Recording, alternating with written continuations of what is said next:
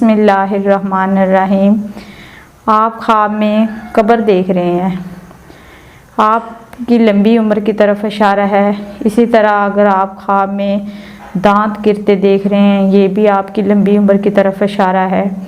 अगर आप ख्वाब में कब्र देख रहे हैं कि कब्र पर आप सूरत फातिहा पढ़ रहे हैं या दुआ कर रहे हैं, अगर तो आप ये दुआ अपने किसी अजीज़ की कब्र पे कर रहे हैं, रिश्तेदार की कब्र पे कर रहे हैं, तो ये आपके लिए फ़ायदे की तरफ इशारा है। और अगर आप किसी गैर की कब्र पे कर रहे हैं तो ये नुकसान की तरफ इशारा है।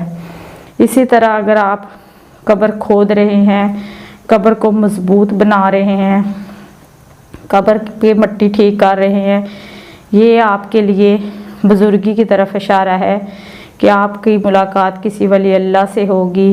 आपके लिए ज़िंदगी में नेकी की तरफ जाने की तरफ इशारा है कि अल्लाह ताला आपको दुनिया और आखिरत में फलाह देंगे और आपकी वास्ता किसी वली से पड़ेगा, यानी कि बुज़ुर्गी की तरफ इशारा है। और अगर इसी तरह आप कब्र को खोद रहे हैं या कब्र को ख़राब कर रहे हैं, तो ये आपके लिए है कि इसमें आप कैदी हो जाएंगे, आप पर मुकदमा हो जाएगा, ये इस बात की तरफ इशारा है। इसी तरह अगर आप कब्रिस्तान जा रहे हैं तो ये आपके लिए बड़ी खुशी की अलामत है। आपकी ज़िंदगी में तरक्की आएगी, खुशी आएगी। और कब्रिस्तान में अगर आप बदबूदार कोई चीज़ देख रहे हैं, सूंघ रहे हैं, या आपको गलत गले सड़ी चीज़ों की स्मेल सूंघ रहे हैं, तो ये आपके लिए थोड़ा सा नुकसान की तरफ इशारा है।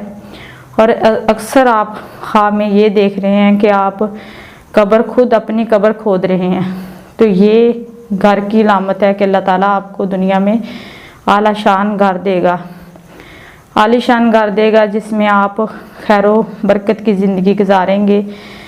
और अगर आप देख रहे हैं कि कब्रिस्तान में रात को देख रहे हैं कि मुर्दे निकल के फिर रहे हैं, इधर उधर रूहें दौड़ी फिर रही हैं, ये अमूमन यादू के मरीज़ों को इस तरह के ख्वाब आते हैं या नज़र बद के मरीज़ों को आते हैं। तो आप ऐसी सूरत में नज़र बद की दुआ है वो पढ़कर पानी पर दम करके पिलाएं मरीज़ को, अल्लाह ताला शफा देगा। और अगर यादू के मरीज़ है तो किसी माहिर यादू तोड़ से यादू का तोड़ करवाएं। अल्लाह तबारक ताला आपको अपने हिफ्ज़-ओ-मान में रखे, अल्लाह ताला आपको शफा देगा। आमीन।